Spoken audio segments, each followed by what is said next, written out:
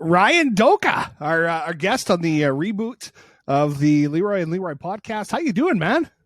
I am doing absolutely fantastic. I'm hydrated and feeling great. I'm really interested, for people who don't know Ryan, at Doka Ryan, you'll find him basically everywhere.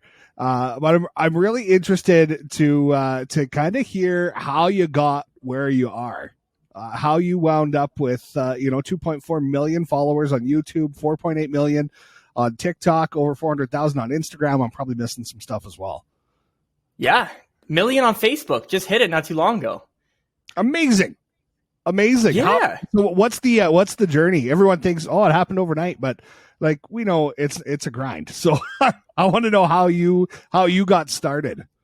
Yeah. Well, these little men in black cloaks came up to me and they offered me some money in return for my soul at a very young age. But what really happened was when I was in elementary school, grade 7, I started making singing videos where I'd just be singing, wanted to, impress all the ladies.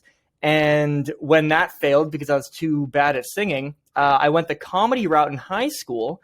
I was in choir and started singing, I think it was like Sarah Bareilles' love song, a classic Canadian banger.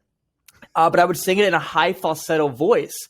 And I would also add a little bit of comedy in there. And people decided that it would be something they'd want to watch, back on YouTube in 2009. Probably got like 100 views for the first couple videos. And I guess my friends really liked it. I loved the attention. Went super deep on it. Went and started making more videos. Randomly, one of them hit a million views, which was me singing Miley Cyrus "Party in the USA." And that's what I was like, this is it. This is what I have to do now. This is my career aspect. I got to do it. So kept doing that. And I guess just got tired of making singing videos, moved over to challenges 2011-12, ruined my body by eating terrible foods, which I guess isn't so different from today. And it took a break, learned business, went back on TikTok when it was big, just new before it got big, and started making weird videos, ASMR, moved into pickling things, and now I am a bona fide drinker extraordinaire. Yeah. If anyone hasn't seen one of Ryan's videos, you got to look him up, but you probably will have come across his videos at least once. It's a mixture of alcohol and pretty much anything in a jar. How did that begin? What was your first, hey, I'm going to put this in a jar with vodka for a week and see what happens? Yeah, I actually got started doing it with vinegar, pickling actual items, because I thought, hey, my grandpa did it. I can do this. Didn't realize that there's a science to it and you have to boil seal jars, which I definitely was not doing. And I almost got botulism, or I'm pretty sure I had minor exposure to botulism, which is just kind of like a it just shuts down your body, which is why you need to eat properly canned foods. And then I was scared because I was I don't want to die. So I moved over from doing it with vinegar to alcohol. And yeah, I guess I don't know what the first one was, but one of the first ones was me putting steak in vodka. So little wild. An uncooked steak into the vodka? A raw steak in vodka. And back then I used to leave objects in a jar of alcohol for a month. This one was in there for 2 months in the freezer. So how was the bone apple teeth on that one? The bone apple teeth was disgusting, and that was the only one I've ever gotten seriously ill from. I got E. coli. No. Yeah. Oh, no. The doctor was I've never seen this much bacterial E. coli buildup in 26 years of being a doctor. And I'm like, oh. And he's like, what did you do? And I told him, and he's like, I'll see you here a lot. And I'm like, probably. Any more trips to the doctor since then? Anything driven you back there? Nothing other than ADHD, but that's completely different. No, that's helpful for what you're doing, right? Oh yeah. You mentioned pickling not going well for you. This is why I'll tell you my pickling story and why I'll never do it. My dad was, this is this is only like 10 years ago. My dad was making salsa, and he took his jars and he was, boiling them, like you said, but he had them in a pressure cooker. Well, my uncle showed up to have a beer in the garage with him, and he decided to open the pressure cooker before it was fully depressurized. It's not a good idea. He wound up with his own stupid trip to the doctor, Ryan. Oh my God. Explosions are not fun. No, not even a little bit. So what's your next video going to be? What's next? What's going to be in the jar next? I actually have one that's been sitting for close to 2 months now because I'm too petrified to open it. Do you know what Bean Boozled is? Yeah. Yeah, so they have it's called Fiery 5 Bean Boozled, and it's just Bean Boozled with super hot peppers infused with the beans. And I got it on a trip over to Banff, which is great. And I brought it back. I had one of the hot, I don't know, I think it was Ghost Pepper is the hottest, or maybe Carolina, I'm not too sure. And I remember tasting it prior to putting it into the jar, and I was like, I know what this is going to end up being, but I put the entire thing in there, and I'm scared. I am very scared to open it, but I have to do it. It's the only one I have left. Well, I'm not going to lie. I got 2 left to do, but one of them is actually, and you won't believe it, 2 years and 1 month old. You have a jar that's been sitting for 2 years? 2 years and 1 month. Yeah. Do you want me to go grab it real quick? I totally do. You got video, right? This. Yeah, absolutely. This is this is amazing. Again, if you haven't checked out Ryan before, it's at Doka Ryan. I've followed him on TikTok for quite a while. Check out his YouTube page and Facebook, Instagram. He is everywhere. But he puts stuff in jars. Let's find out what's been in a jar for 2 years. I'm quite excited to see what's been in this jar for 2 years, Ryan. Me too. I can't wait to see if I'll die. So this is the jar in question. And what is it?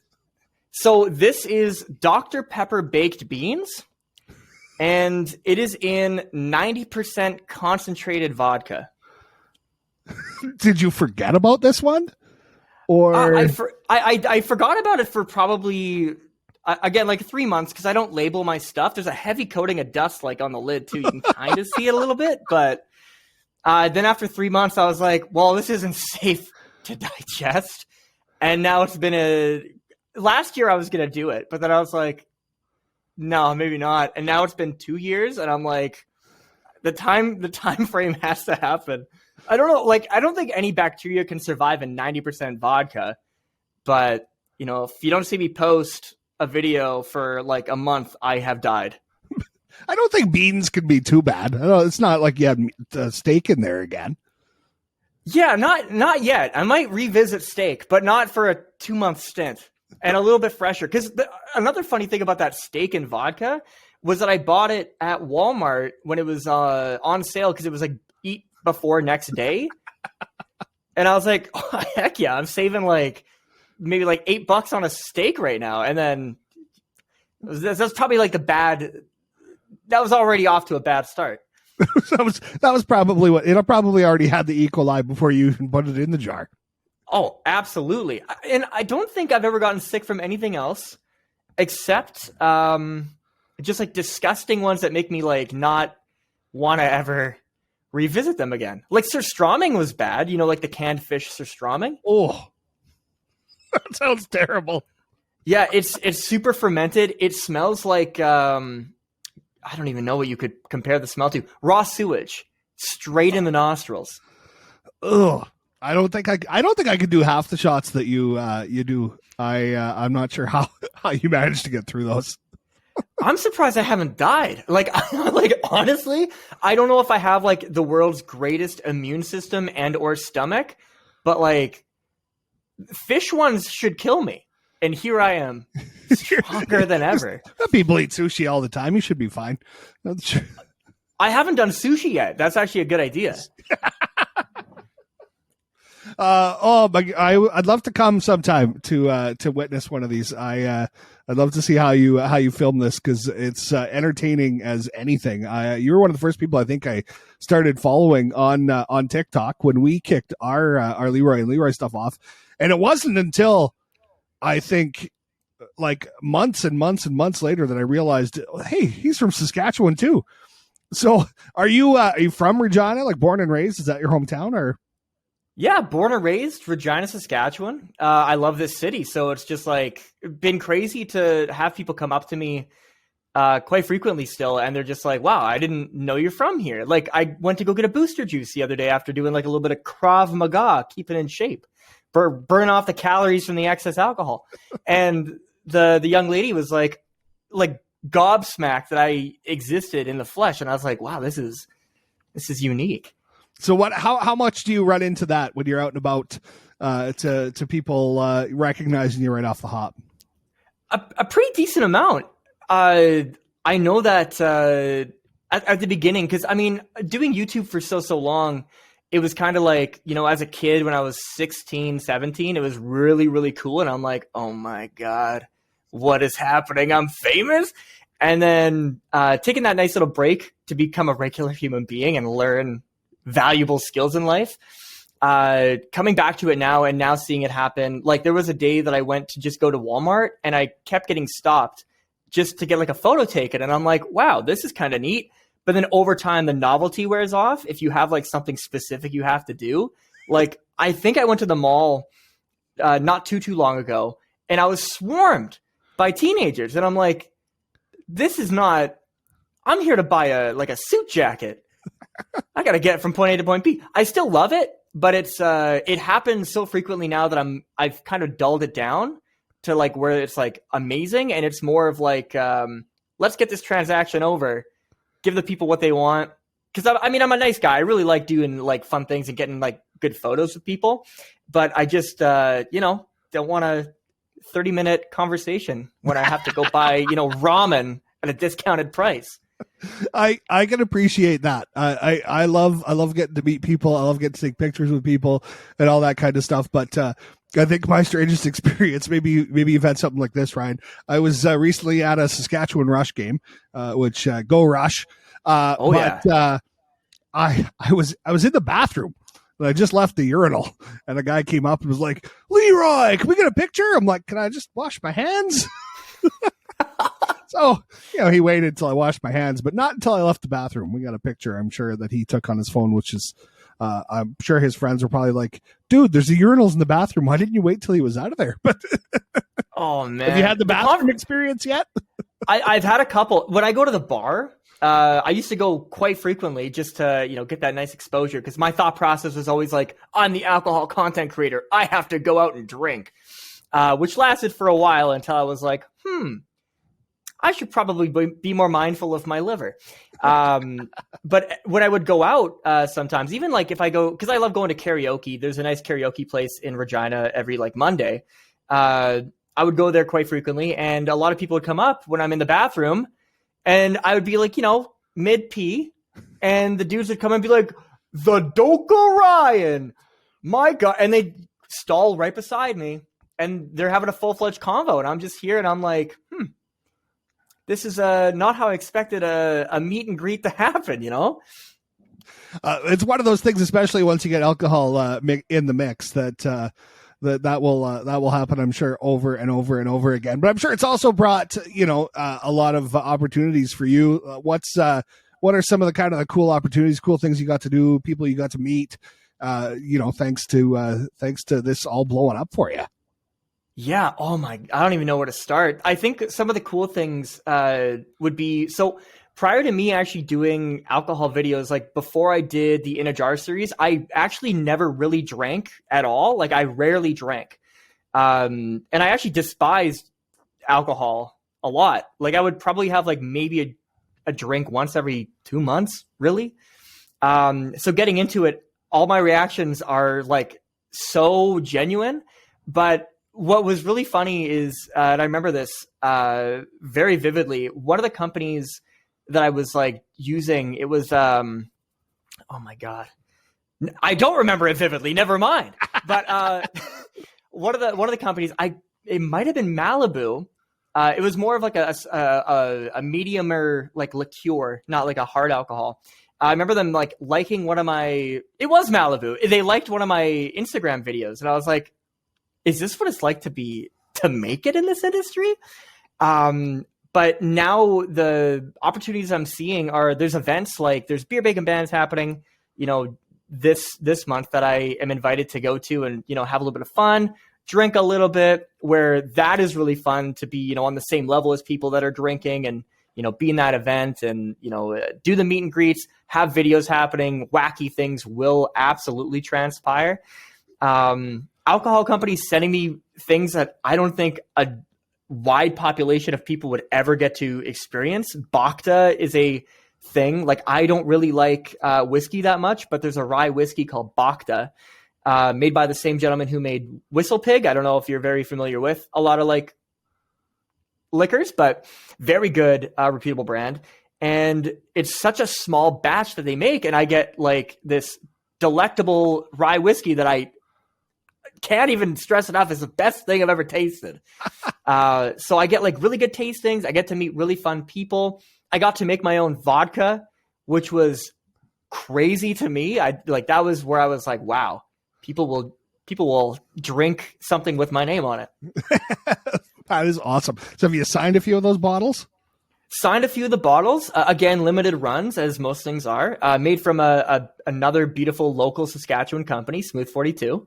And I love, working local, meeting local people, working with the brands, working with just amazing distilleries, breweries, you name it. I love it all. Yeah, it's absolutely fantastic. That's actually talking about like local breweries and alcohol and stuff. I feel like the last 15, 20 years, we've seen like a explosion of that kind of stuff in Saskatchewan. It's really cool to see all those local brands now.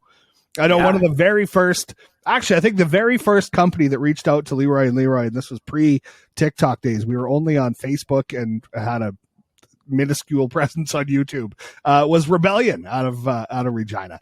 They reached we out. Love Rebellion. Yeah, they hooked us up with some beer, and we went and did the old ding dong ditch. Left a couple people some beer. I think I left it on my own doorstep, but I was still happy when I found it there. That was awesome. So where do you hope to get to? What's your end game with all of this? Yeah, there's so many things that I want to do in life. I mean, I know right now I'm going to run for mayor. That's crazy for Regina. That's amazing. Yeah, that's going to be fun. That is kind of like just a weird, crazy thing that I think will work out well. But content-wise, I know that I want to, I'm very close to hitting 10 million followers on all social combined. That is something I want to hit by the end of this year. It looks like it's going to happen, which is phenomenal. Again, unless I drink that bean concoction that's 2 years old and I pass. But you'll know. Let's hope not. Let's hope not. That, and then just taking my health into more consideration, because I have been heavily drinking for the past 2 years for content. Just being a little bit more healthy. And I really want to get into influencer boxing. Seems so fun to me. Influencer boxing. I don't think I've even come across this yet. Do you have like a dream opponent for that? Tipsy Bartender. He's a American, insanely talented bartender, great personality. Could probably take my head off with the flick of his hand, but not if I put on 20 pounds of pure adulterated muscle. Well, I saw you're already starting to work out a bit. I saw the weightlifting challenge you did there. How'd that one come about? Yeah, I got to work with Melissa Peacock, who's an amazing powerlifter, championship winning powerlifter, which, wow. I realize that I am not very strong, but that's in comparison to a champion. So we don't know, if a little bit of training goes a long way. I don't know what my PR is on a deadlift. Never deadlifted before that video.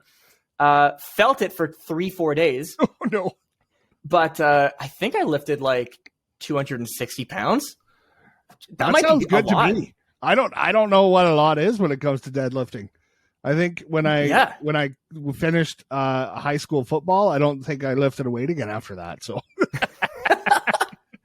yeah, I'm a cardio guy. I don't really do weightlifting. I mean, I've done a little bit of gymming, ripping some barbells, but wow, very different from running, 5 kilometers or 10 Ks. I need to get back into that. I've packed on a couple pounds over the last year and a half, which some people have very kindly pointed out to me on my videos. So like I didn't realize it, but I got my day job. I got a job working from home, and I quit vaping at the same time, and I think I replaced it with food a little bit. So now I'm on the all right. Let's get those pounds off. So I understand the whole fitness aspect of things. Oh yeah, like I would eat like quite a bit, and like with the drinking, like the amount of calories in vodka, insane. And when you're pounding back like 5 shots for like a week's worth of content, it adds up quite a bit. I think now though, which is so funny, like because of clinical ADHD, with my medication, I'm on Vyvanse, and it's an appetite suppressant. So because I have to really cycle it between making sure I don't drink on the days that I take it, it's really funny that I don't get hungry at all. I'll eat 1 meal in a day, and it just happens to be healthy. I've lost I guess I've only been on for too long, but like 5 pounds is a lot of pounds. For some people. Yeah. No, that's awesome. With all of the internet fame and everything else, obviously, as I just mentioned, comes some of the haters that come out. So how do you think that you deal with those people? Like what's your I feel like that's the biggest thing I try and give as a tip. People are asking me what they want to do. I'm like, you have to ignore those people. So what's your advice? My best advice is, with close to 15 years of experience being on the internet and being made fun of, a lot of it is mainly a lot of it for me back in the day was appearance based, because I was a kid with acne, had a bunch of like snaggled tooth, had pretty messed up teeth. But then I got Invisalign and fixed that, and I got my self-confidence back. Let's go. Clear skin, kind of. But, through long exposure as a kid, it didn't really bother me a lot, mainly because I had it happen so quickly. And it was something that I know it was like a targeting like my appearance, but it was something that I was comfortable with, that I knew I could fix. So I kind of got that at a really young age, but I always found the comments to be so funny, because a lot of them were like, wow, look at this. Like, what do they call me? Like, I look like I was like methed up, like meth. And I was like, that is like the funniest, snidest comment I've ever read. And I was 16 at the time. It is so funny. Now, pushing close to 30 now, the comments are more based off of my crazy antics and my energy and my loudness. And because of the exposure of hate at a long time ago, I feel like it's shaped me now to know that they're only attacking a character that I've created for the internet and not who I am as a real person. Because if they met me as a real person, we'd actually vibe pretty well, unless they were really mean, in which case we probably wouldn't vibe. But just knowing that there's a separate place between hating somebody's content and being, kind of jealous that, somebody's able to do something and have fun with it and love what they're doing, and hating you deep down as a human being, which I don't think a lot of people hate a human being. They hate the creations that they make. And as long as you're not personally and crazily tied to them, you can probably get past it. Yeah, it's true. It's just, you got to just ignore the people. And if it bothers you, just block them. Right? At the end of the day, just delete and block, and it goes away after that. But I'm sure that you've dealt with your share of it, as anyone who's had any success has, because there's always people who I think just jealous of it is half of it. Yeah, a lot of them, if it's professional, like now that I've gotten more into actually cocktail building, which is brand new to me, I will use ridiculous like liquors that you wouldn't put in certain cocktails. And a lot of real talented professional cocktail makers or mixologists will be very, very gatekeeping of the way that they make a certain cocktail.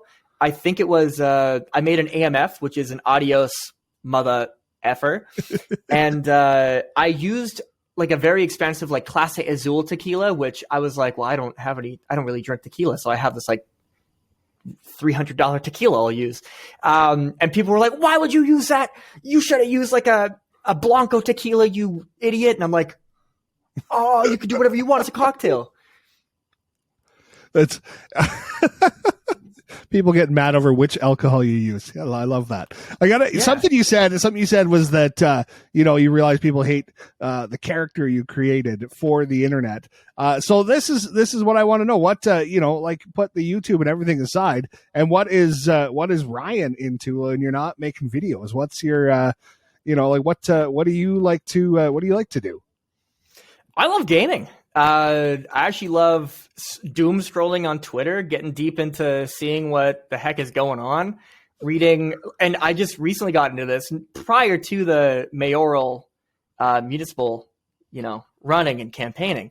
I really loved watching, like Paul Deschain's live things about City Hall. Like, it's so great to see what's happening in the city, and also not great to see what's happening in the city, and just kind of following what's happening locally to kind of get like your ins on what you can do to help and just kind of understand things a little bit better. But when I'm not doing that boring stuff, it's primarily gaming and just kind of wasting time, hanging out with a dog, hanging out with my beautiful girlfriend, stuff like that.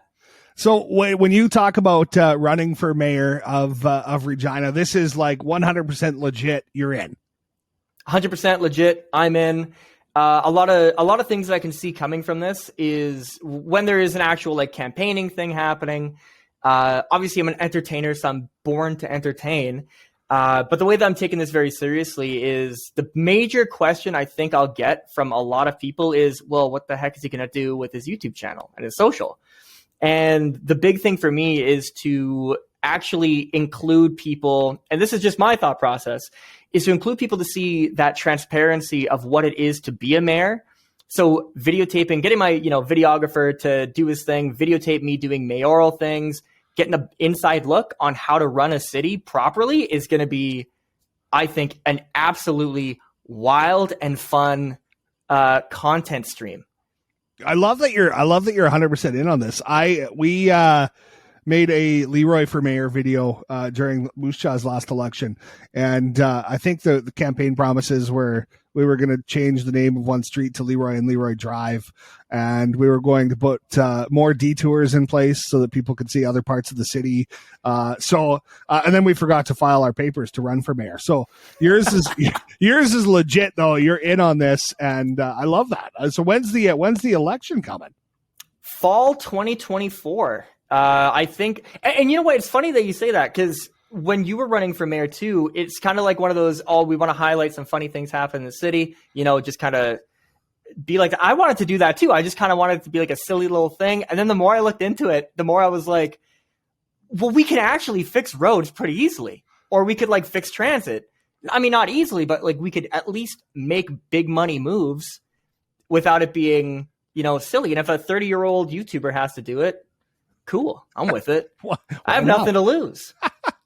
I love it. And if I'm going to be paying close attention to your campaign, because Moose Jaw's election, I'm sure won't be far behind, and maybe Leroy needs to run for mayor. I think you should. I think anybody that cares about their city should run for mayor. You don't even need to have like a diploma.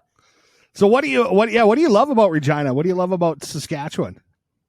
I love everything. I love the local businesses, the way that a lot of them can band together. There's a lot of amazing things like BNI that just allows different businesses to kind of congregate, get together, learn about, their local businesses, and just kind of work. If they have clients in one area, maybe they could use, a plumber somewhere else. I love just the foods that we have. We have Regina style pizza, which is just insane. It's basically cold cuts on a pizza. How could that ever go wrong? And just, I know that I love that we have, it's kind of, I like to think about Regina more of like a sandbox mode. You're thrown into because of the video game aspect. Regina is very fun. We have so many things to do. We have the Science Center. We have, so much opportunity to just go out there, have a little bit of fun. And, it's just a little bit silly that there's a lot of unfortunate things happening news-wise with the city. It's been politically a pretty interesting time for the city of Regina. I've been enjoying following along with some of the clips from your city hall. So I'm sure that it'll be even more entertaining if you get at the helm. Love this whole concept. So let's give you a chance to give some shout outs to some places in Regina. Let's get your recommendations for. Oh, let's start with just a place to go out and grab a drink with some buddies. Oh my God, that's hard, right? Do I have to pick a top one? You can name a few if you want. All right. Well, okay. I recommend you go to Pile of Bones. That's great, amazing. Just on, I think it's Sass Drive. Yeah. Leopold's Tavern, also local, also amazing. And now this is gonna be a little bit controversial. Subway. No, don't go to Subway. And Rebellion. Rebellion's amazing. I love those guys. Fair enough. Yeah, they got a great crew there. I think for the one video we did with them, we went and played street hockey in their parking lot, which was fantastic. Yeah, they do. So what about going up for a nice dinner in Regina? Fancy, you want to throw a suit jacket on and take the date out for a nice night out. So typically I'd say like the Diplomat, but honestly, I've never been. Mainly because I don't want to spend like $150 on a steak. It's not going to happen for me. But I love the Luna Bar and Grill. They're great. Breakfast Bistro in the morning time, Luna at night. Very nice, delicious choices. Ooh. Also Leopold's Tavern again, but maybe don't wear a suit. Where's Luna? I don't think I've been to this one. Prince of Wales, in the nook between, I think it's like where there's a Rock Creek, I believe, in the little plaza. Salon U's in that plaza. There's a bunch of little places there. Oh, I'm gonna have to look that one up. What about like a Saturday afternoon? You want to go out and just kill a couple hours?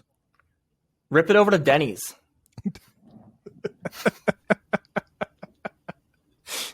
You gotta have the Grand Slam. That's fantastic. And what? Let's give us like if you had your ideal weekend in Regina, what would you be doing? An arcade actually just opened up not too long ago over at the Vic Square Mall, and I've wanted to check it out, but I've just been so crammed up and busy that I'm like, ooh. But I think, in my opinion, if I were to start a delicious breakfast over at the Breakfast Bistro, hightail it over Vic Square Mall. If you have some kids, they have a jungle gym kind of thing apparatus there now as well. Check out that arcade. And then I think I'd end it off at the OG Leo's is under construction right now. Rest in peace. But the south one's open, and the east, and the north. They're all over the place. We're hitting all three of them. That's the whole weekend. That's all you have to do. And you're pretty much set after that. I love it. I appreciate you taking time out to come on the podcast here, Ryan. I'm excited to get it rebooted, and was thrilled when you said you'd come on. I've been following for a while, so it's been awesome to get to chat with you a bit, and I think we need to do something together sometime. Likewise, I fully think if you want to ever be on a second sip, just let me know what you like and what you don't like as a cocktail, and I can make you. Unless you want to try these 2-year-old beans, but. I don't think that I have the stomach power that you have. I've got a few years on you, so I think maybe when I was 30, I could have done that. Now I think that my trip to the doctor would be a lot longer. Yeah, you let me know if you want something good or if you want something disgusting. Well, we'll do something good, just because I've seen your disgusting ones, and I watch them and go, I could never do that. Never in a million years. Yeah. Oh, and you know what's really funny? I just did a YouTube long form video of me revisiting the 4 best inner jars I've ever done. And that obviously has to now be followed up with the 4 worst that I've ever done. So watch out, internet. I love it. We talk about actually mashing things together. We'll mention this for anyone who maybe wants a tip. Have you noticed on TikTok that now those short 30-second videos that used to take off no longer do, and you have to go a minute? Have you found that? You have to go. I found that too. You got to go a minute or over now. I think what's ridiculous though is it is beneficial to go a minute and over monetarily as well if you're United States based, because you get paid. Canadians don't get paid from a creator fund to create content on TikTok, which is very silly, seeing as though, the amount of Canadian, you and I as Canadian TikTok creators, we would make a very sizable amount of money for helping the economy of Canada. Don't know why it hasn't happened yet. Wow, would we be laughing? It's incredibly frustrating as a Canadian creator. Absolutely. Especially when you see people like Call Me Chris, who's got 45 million followers in Canada, and Selena Spooky Boo with another 20 million followers. And there's no Canadian creator fund. I feel like at this point now they're just like laughing at us going, well, you're making the content anyways. Yeah, I think they're like, well, we're getting like a couple, billion views per day from Canadian creators, and we don't have to spend any extra money. Why would we need to change it up? It is funny, when I was first starting out, and even to today, I actually searched up like, oh, is there going to be a Canadian creator fund at all? And it was like, yeah, the end of 2023. And it's like, well, that was a while back, so Ryan, we've been doing the same thing this week, because I also searched it just a couple days ago and saw that same article. Yeah, the end of 2023, there's going to be a creator fund, and now they're doing away with the creator fund and coming out with a whole new program, which is still not available in Canada. But fingers crossed, I guess. Do you? And this might be a very niche topic, but are you a fan of going onto TikTok and seeing like the TikTok notification that says, oh, new campaigns are available? Because those are the most ridiculous things. It's like, oh, you want $1,000 to review like an app to help you poop better? It's like, what? Yeah, the creator marketplace, as they call it, is terrible. I've had the chance to partner with like a bunch of businesses who have reached out, but yeah, through the actual like their marketplace, yeah, it's a big miss. I think it's a pretty big miss, and I think we're very similar in the fact that like when a local community or a local business wants to work with us, I feel like we're more than obligated to do it. I'm very weird. You might be the same way. I'm always like, let's just do it for free, because I'm just like a very regular dude. I could care less about money. It's so much more fun and fulfilling for me to see like a local business or a local brand flourish and get like the exposure that they want, or like even a shout out, which is super fun for them, rather than like, a big conglomerate being like, here's, I don't know, like $1,000 or something, make content, dance, monkey dance. No, but like, I feel like those things are way more fun too, but there's barely anything on TikTok for it, which is so silly. Yeah, it's unfortunate. Hopefully things turn around and that winds up coming. I'm still working on building my YouTube channel up, which I have neglected a little bit, but I need to to get back on that. Get on the YouTube. It's great. That's what I've been told. I've been so focused on TikTok, and Instagram really has done well for me in the last while as well. But I've heard YouTube is the place to be. So you heard it from Ryan. He's confirming that. Instagram is the place to be. I also, if you have the manpower, Facebook, insane. And you get monetized on Facebook. I haven't. Our Facebook is funny because everything we did, we posted on Facebook, and we had like 7,000 followers until January of last year. And then it suddenly just skyrocketed. I think we're over 90,000 now. So it was, just this past year that Facebook took off for us. But I find it's a different audience on every single platform.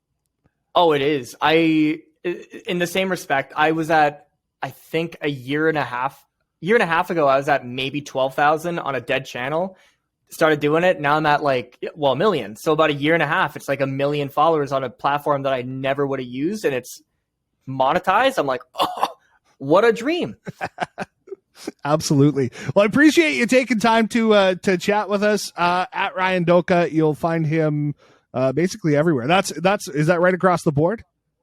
Across the board, at Doka Ryan, absolutely.